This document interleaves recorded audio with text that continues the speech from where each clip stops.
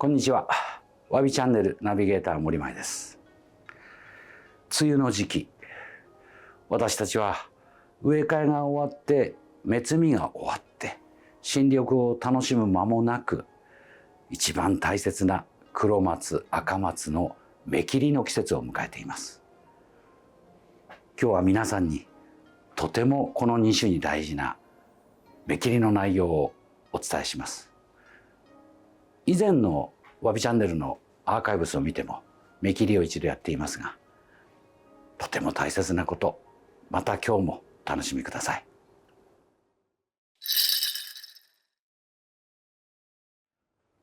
黒松の古木、決して大きい木ではありませんが、ご覧のようにこの季節になると見事に芽が伸びて、今まさに葉を開かんとしているところです。行われる芽切りでとても大切なことは、その前の準備です。今年芽切りをしようと思う黒松や赤松は、春早いうちからたっぷりと肥料をあげて栄養を与えて、芽を切ってそこから吹く芽が出ることに耐えられるだけの力をつけなければなりません。ご覧の黒松も見ての通り、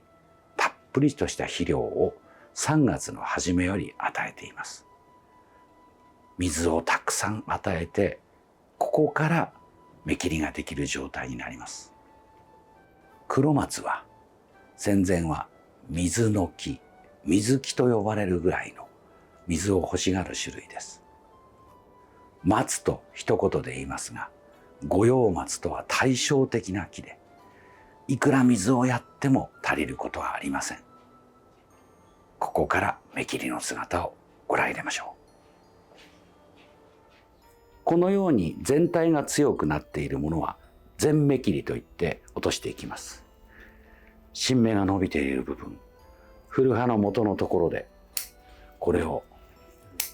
全部切り落としていきます。せっかく伸びたのにとお思いでしょうが、これを全部新しい短い芽に生え変わらせる、これがとても大切な仕事になります。かといって芽を切っただけではいけません。ここからの細やかな葉抜きなどの作業が木を整えていくことになります。そこからさらに今度は残された葉の葉数調整があります。葉を減らし、新芽がきれいに出るように促す。これが芽切りでとても時間のかかる大切な丁寧な仕事です。すべての新芽を切り取ったところです。せっかく伸びたものが全部なくなったとお思いでしょうが、まず第一段階でこの手入れの作業が必要です。これで終わりではありません。芽切りというと皆さんこの芽を止めたところで終わりかと思いますが、ここから葉をすぐってあげるという作業が必要です。少し多すぎるところを透かし取るわけです。葉数が多すぎる、それを下の方から少しずつ取って、葉数を約、そうですね、元気な木でしたら半分ぐらい取ってしまうという作業が必要です。それをしてあげることでさらに芽の吹き上がりが良くなります。これぐらいに小さくしてしまうわけですね。この作業、根気のいる仕事ですが、美しい木を作る大切な要素です。芽切りから一つ一つの枝の古葉、新葉、これの数を減らし、新しい芽が吹き上がりやすく、そして中芽に対しても日差しがよく入るように、ここまでの一連の作業で黒松のこの時期の芽切り作業が完了します。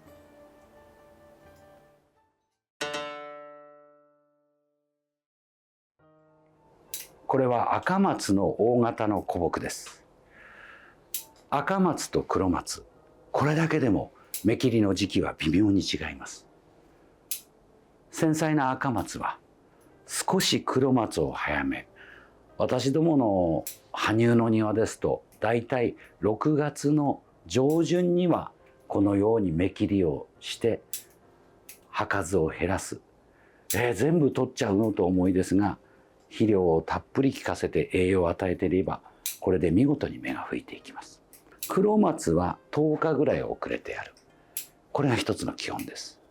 特に大型の木から終わらせて中型、それで商品盆栽などに至ってはだいたい6月の末か7月の初めでも木が若いので芽が吹いていきます。木の大きさ、赤松黒松との少しずつの時間のずれ、このようなところもプロは最終的なきれいな新芽が上がるために気をつけてやるようにしています。一番怖いのが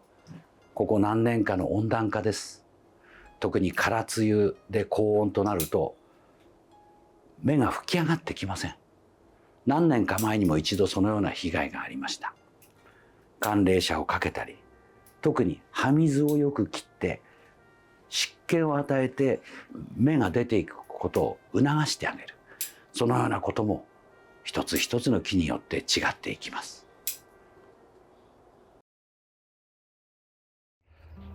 私どものようなプロの庭ですと、このような大型の古木があります。赤松の巨大古木ですが、まず一番初めにやるのは赤松の大型の木です。これを5月下旬に終わらせて、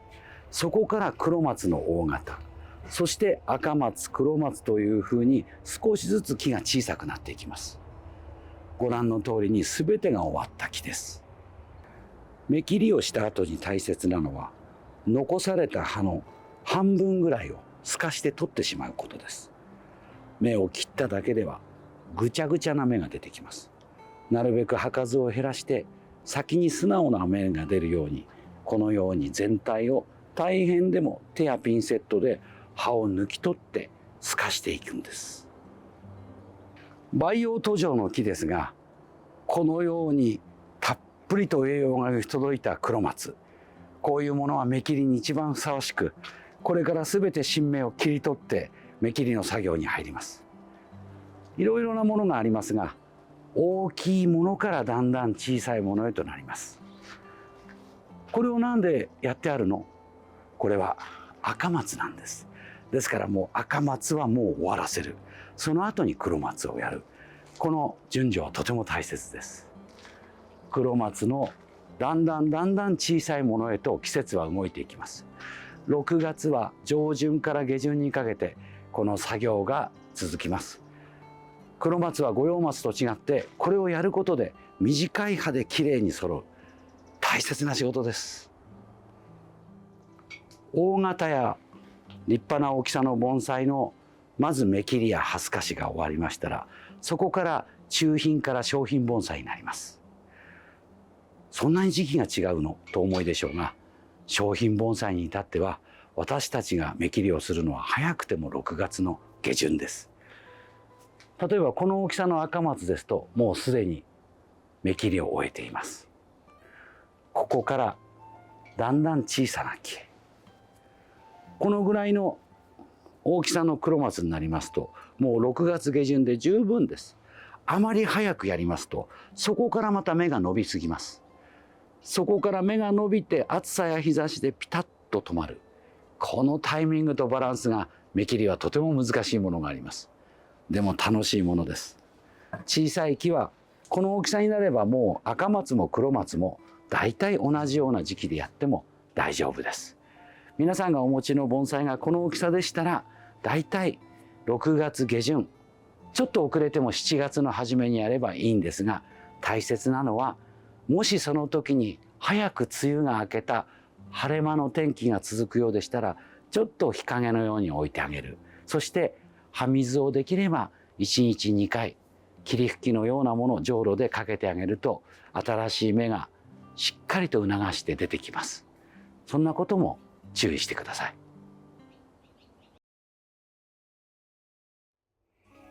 赤松黒松の芽切り、いつもタイミングやその年の気候で胃が痛むような時もありますが、秋からの美しい姿の赤黒を見るにはとても大事な仕事です。皆さんのところには商品盆栽、中品、文人、いろいろなものがおありの方もいるでしょう。その木の種類、時期、これを選んでぜひお試しになってください。ただし先ほども申し上げましたように、春先からの非売管理がなされていないものは芽切りに耐えられないで芽吹きが悪くなる時があります。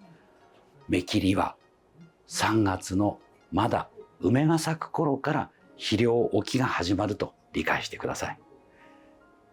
去年やった芽切りのアーカイブ、また今年の言葉、少しずつ積み重ねることで皆さんの知識も増えてくれればと思います。親父チャンネルはたくさんのアーカイブを用意しています。ぜひチャンネル登録をなさってご覧になってください。本日もご視聴ありがとうございました。